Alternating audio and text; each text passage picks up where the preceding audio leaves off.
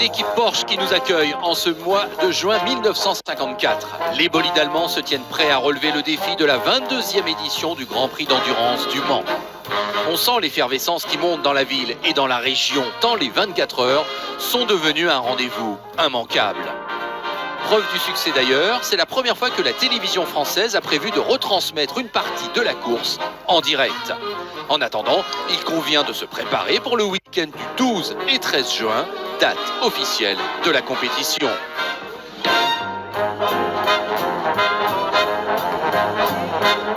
Gros plan maintenant sur la voiture numéro 62, la Triumph TR2 engagée par Edgar Wadsworth, un concurrent privé figurant parmi la soixantaine de participants attendus pour cette édition.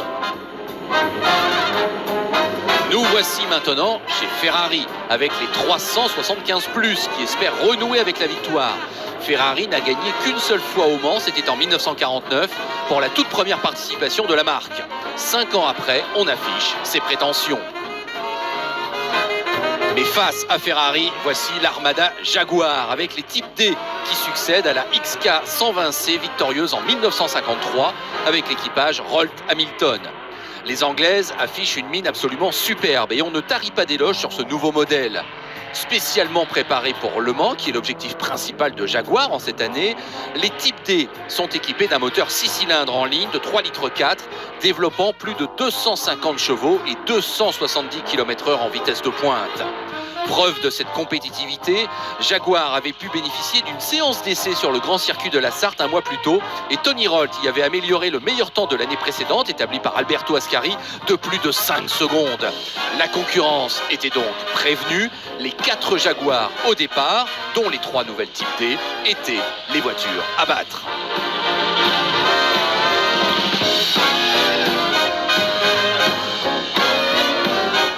Abandonnons maintenant quelques instants le monde automobile prêt à rugir pour aller sur l'aérodrome du Mans, où un avion très attendu manifestement est sur le point d'atterrir. Il ne s'agit évidemment pas de n'importe quel visiteur. Le DC-3 est aux couleurs du royaume des Pays-Bas. Et effectivement, voici qu'en descend le prince Bernard de Lippe, prince consort de la reine Juliana des Pays-Bas et grand amateur déclaré du sport automobile. C'est lui qui donnera le départ de la course et il est bien sûr un honorary starter, comme on dit, très prestigieux. Le grand jour est en tout cas arrivé. Dans quelques heures, ce sera le départ de la grande épreuve d'endurance mondialement connue. Le temps est encore clément, mais attention, les prévisions météo font état de menaces de pluie assez soutenues pour le week-end. Des embouteillages se sont formés à l'extérieur du circuit de 13 km 491, preuve de l'immense engouement pour les 24 heures. Toujours en vue aérienne impressionnante, image des différents parkings utilisés par les spectateurs. Là encore, plus une place de libre, le succès est phénoménal.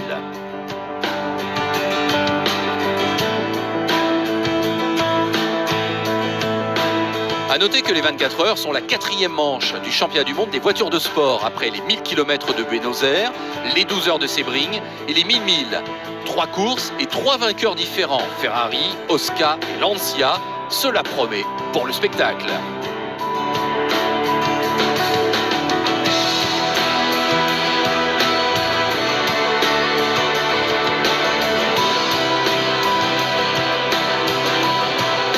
Nous voici à quelques minutes du départ, prévu comme il se doit à 16 heures locales. Les voitures viennent peu à peu se placer sur la grille de départ, en épi, où un imposant service d'ordre commence à organiser la procédure. Pour les équipes, il s'agit alors de procéder aux ultimes vérifications.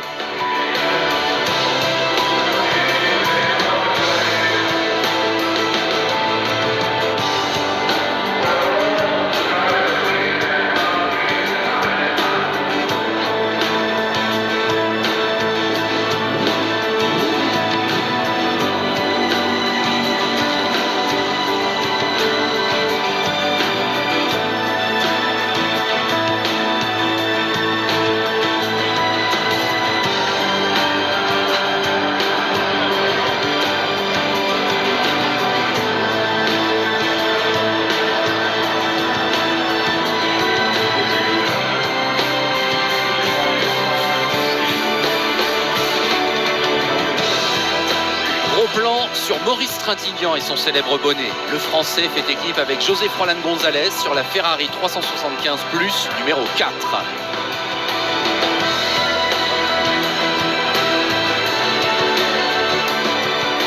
Le compte à rebours est maintenant lancé. Les autorités en charge de la sécurité sont en train de se caler. Le départ est imminent.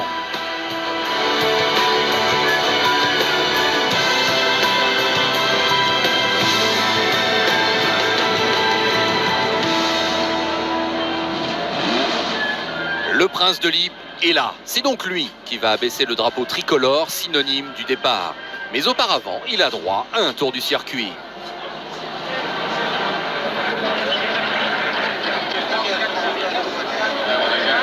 Et nous voici arrivés au moment fatidique. Dans quelques instants, les gendarmes évacueront à leur tour la ligne droite et il ne restera plus que les pilotes face à leur voiture.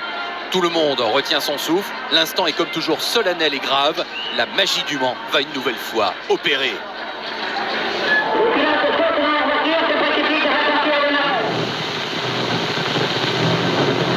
Et c'est parti! Très vite, on se doute que les deux Cunningham C4R placés aux deux premières positions ne vont pas résister longtemps aux meilleurs Jaguar et Ferrari.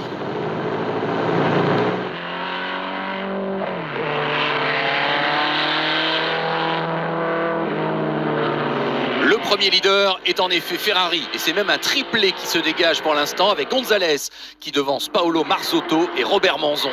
Pour les Jaguars, c'est déjà semble-t-il une course-poursuite qui a commencé. Le reste du peloton suit derrière.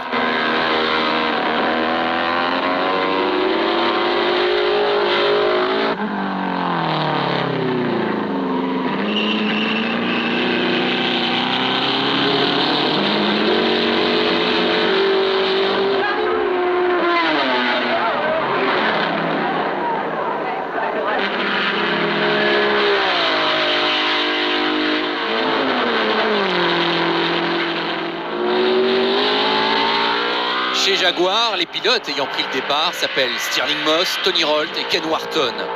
Assez vite cependant, on va s'apercevoir que les belles Anglaises sont frappées par un problème mécanique, sans doute dû à la présence de sable fin dans le carburant fourni. Moss a été capable de menacer un temps les Ferrari, mais une fois passé le volant à son coéquipier Peter Walker, les problèmes reprennent et Walker sera même obligé de s'arrêter sur le circuit durant 50 minutes.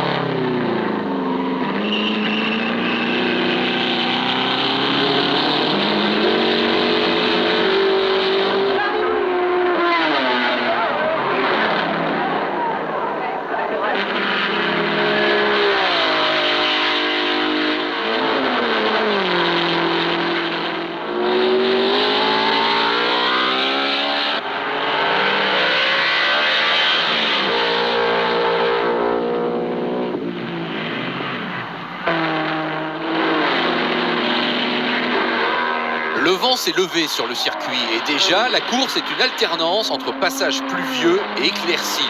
Un véritable défi pour tous les pilotes.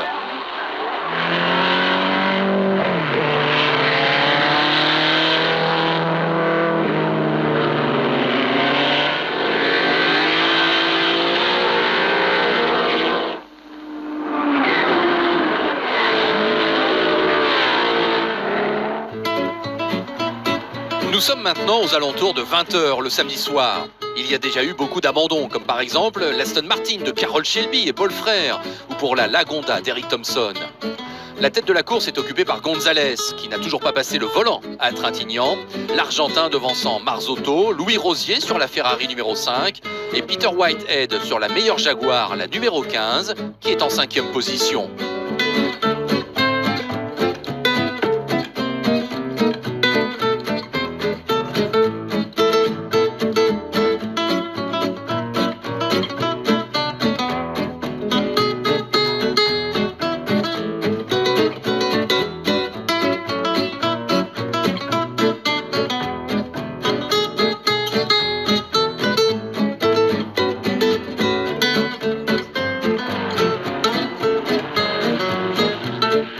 de la nuit, les positions sont globalement inchangées, mais on note d'autres abandons. Il y a notamment un accident assez sérieux pour la Talbot Lago de Pierre Mera qui s'accroche avec l'Aston Martin de Yann Jimmy Stewart.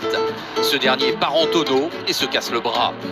Toujours chez Talbot, Pierre Levesque doit renoncer, tout comme, et c'est évidemment un coup de théâtre, la Ferrari d'Umberto Maglioli. Stirling Moss, lui, a définitivement renoncé, tout comme l'autre Jaguar de Whitehead, Wharton, sur problème de transmission. Ferrari et Jaguar ont donc beau être les favorites, aucune équipe n'est épargnée.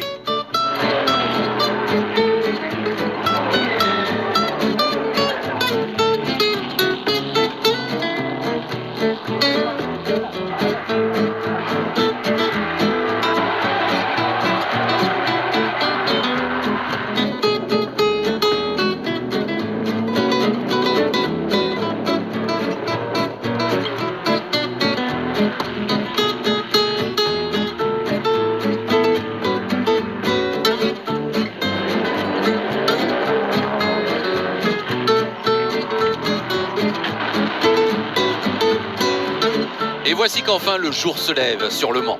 La dernière nouvelle d'importance concerne la Ferrari de Robert Manzon et Louis Rosier qui était 3e et qui doit renoncer à cause d'une boîte bloquée. Ce qui fait qu'il ne reste plus qu'une seule voiture aux avant-postes pour les deux marques. La numéro 4 pour Ferrari et González Trintignant et la numéro 14 pour Jaguar avec la paire Rolt-Hamilton.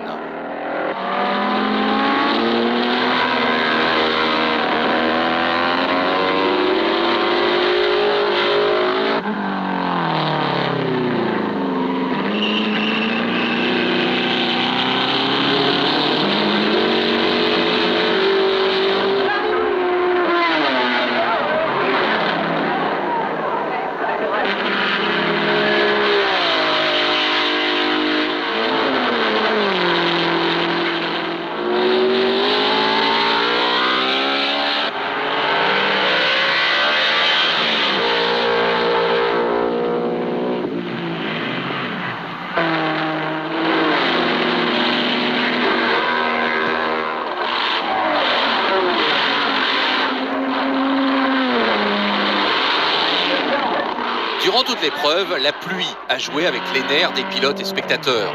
On a le sentiment que Ferrari est plus à l'aise sur le sec et que Jaguar est avantagé par des conditions précaires. Le suspense est donc total. Il faut rappeler que chacune de ces deux marques a déjà gagné dans la Sarthe, une fois déjà pour Ferrari et 2 fois pour Jaguar.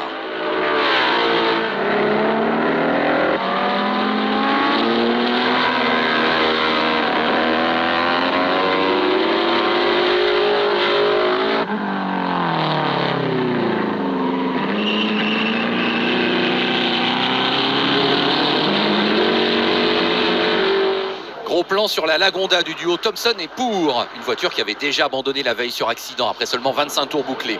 La dure loi, bien sûr, d'une épreuve qui ne pardonne rien aux mécaniques et aux petites erreurs de pilotage.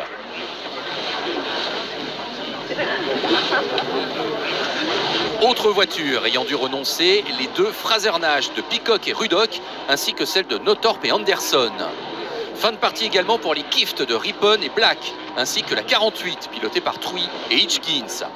Quant à Jaguar, mais oui, on l'a dit, elles n'ont pas été épargnées. La 12 et la 15 n'étaient déjà plus là à la mi-course. Toujours dans ce cimetière des éléphants, on trouve aussi les Ferrari 3 et 5. Heureusement que la 4 reste en tête, une position qu'elle a occupée immanquablement à la fin de chaque heure de course depuis le départ. On a aperçu aussi les Gordini.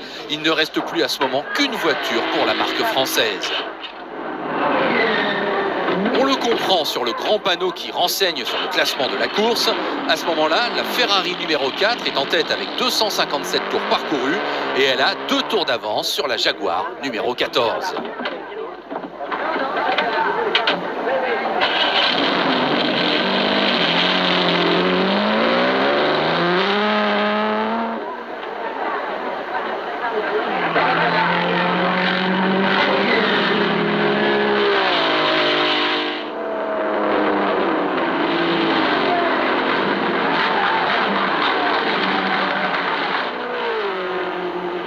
Les arrêts au stand rythment bien évidemment la course. Voici celui de la Talbot Lago numéro 11 de Blanc et Nersessian. Elle va pouvoir repartir, mais elle ne sera hélas pas classée à l'arrivée.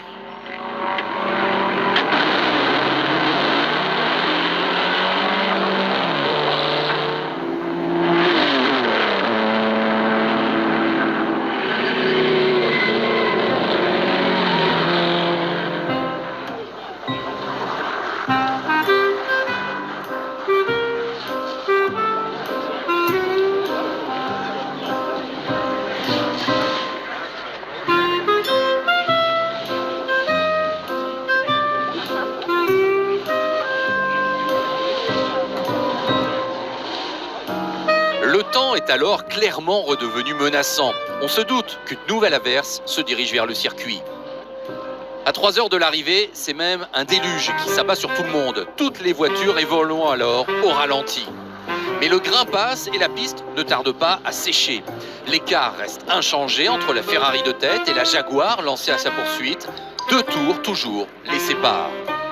L'ambiance dans les coulisses de ces 24 heures du Mans 1954 reste en tout cas bon enfant.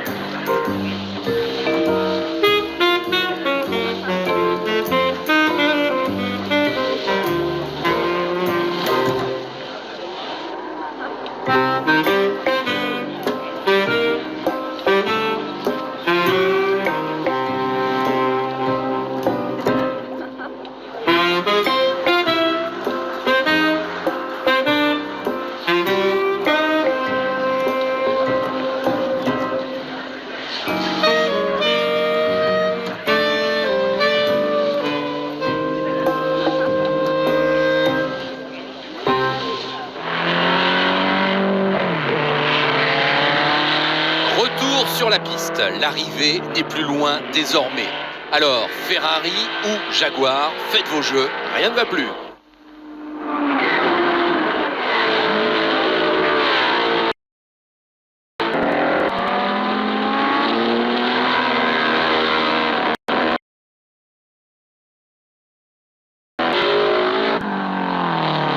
L'occasion nous est alors donnée d'admirer et de détailler quelques-uns des participants à ces 24 heures du Mans. Voici par exemple la Porsche 550 RS Spider des Belges Claes et Stas.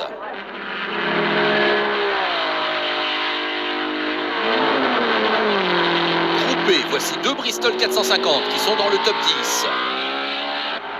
La Cunningham numéro 1 et son gros moteur Chrysler V8 de 5,5 litres. La Gordini T15S. La Fraser Nash Le Mans Coupé numéro 36. La VP 166R numéro 49 et son moteur Renault qui sera victime d'un accident peu après. La DB HBR MC, son moteur Panhard avec l'équipage Guy Cornet. La Jaguar Type C de l'écurie Francorchamps. La DB numéro 57, la meilleure des 5 au départ. Et bien sûr, la Ferrari numéro 4 qui tient toujours bon face à celle qui la pourchasse inlassablement.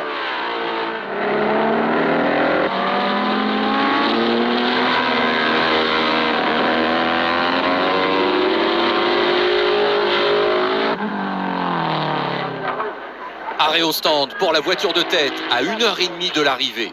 Un arrêt de routine pour Maurice Trintignant, sauf que le V12 Ferrari va refuser de redémarrer. Les mécaniciens vont s'affairer bien sûr autour de la voiture. Il s'agit apparemment d'un souci d'humidité au niveau de l'allumage. José Froilán González reprend le volant, mais le mal est fait. 7 minutes ont été perdues dans cette histoire et la Jaguar de Tony Rolt, derrière, est revenue dans le même tour. Les derniers chronos font même état d'un écart réduit à 3 minutes 15 seulement. Le suspense est de nouveau entier aux 24 heures.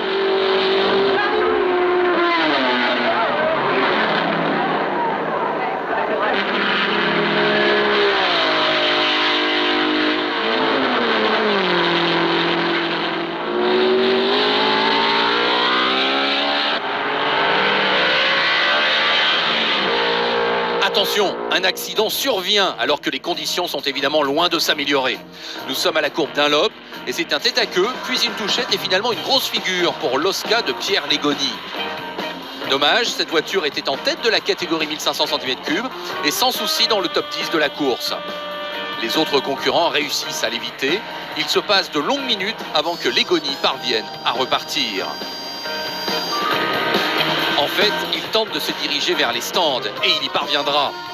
Des réparations de fortune seront tentées, mais la voiture pouvant toujours rouler, son coéquipier Lance McLean repartira et passera la ligne d'arrivée en 10e position. En vain, la voiture sera bel et bien disqualifiée.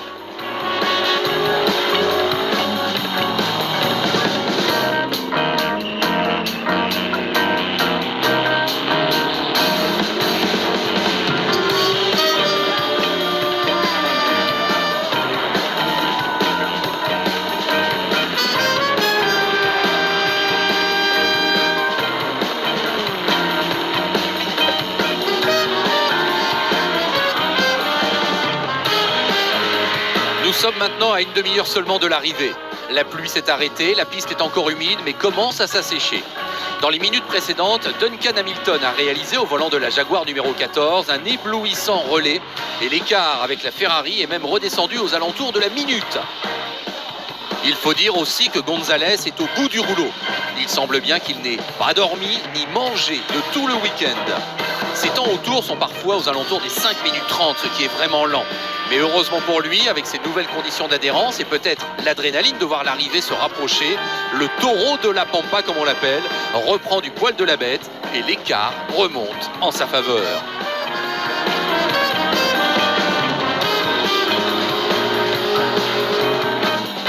À quelques minutes de l'arrivée, le classement est le suivant. La Ferrari numéro 4 mène donc le bal devant la Jaguar numéro 14. On trouve ensuite la Cunningham de Spear et Johnston, une autre Jaguar, la Type C de l'écurie Francorchamps, avec la paire Lawrence Waters, et une autre Cunningham pour compléter le top 5, la numéro 1 pilotée par Briggs Cunningham lui-même et John Gordon Bennett. La première Gordini, 6e avec le duo Jacques Paulet-André Guelfi. La Jaguar de Duncan Hamilton jette ses dernières forces dans la bataille, mais on sent que c'est trop tard. Les spectateurs applaudissent même de manière évidente les futurs vainqueurs.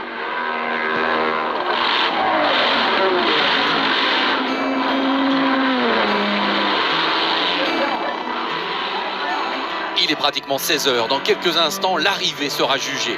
On attend fébrilement le passage de la voiture de tête. C'est donc Ferrari qui sort vainqueur de la grande affiche de cette année 1954. Le drapeau à damier s'abaisse sur les premières voitures passant après 24 heures de course. Certaines équipes se sont regroupées pour célébrer cette fin d'épreuve.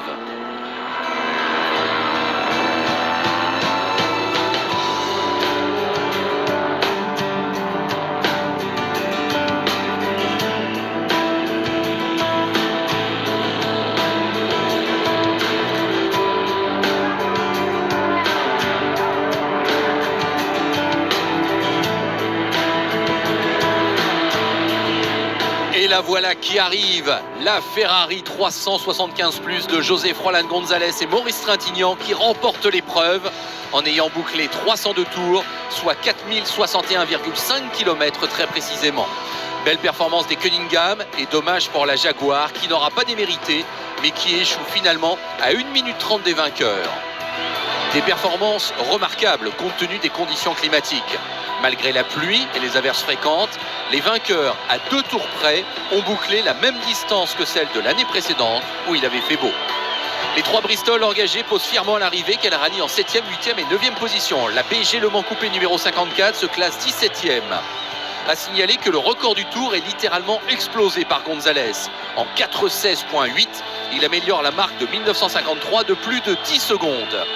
L'Argentin avait donné à Ferrari sa première victoire en Formule 1 en 1951. Il donne à la marque italienne son premier succès dans la Sarthe sous l'appellation officielle Scuderia Ferrari. Il devient aussi le premier pilote à avoir remporté un Grand Prix de F1 et les 24 heures du Mans.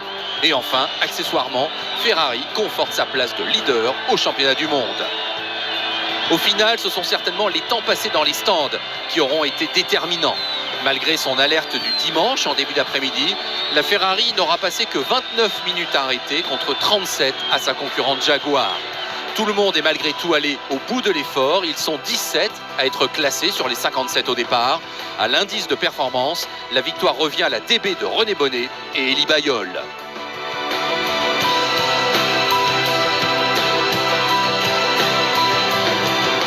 Ainsi se termine une édition mémorable, marquée par une météo souvent exécrable, mais aussi par un duel de toute beauté et la victoire d'une marque emblématique qui allait continuer à écrire par la suite quelques-unes des plus belles pages de l'histoire des 24 heures.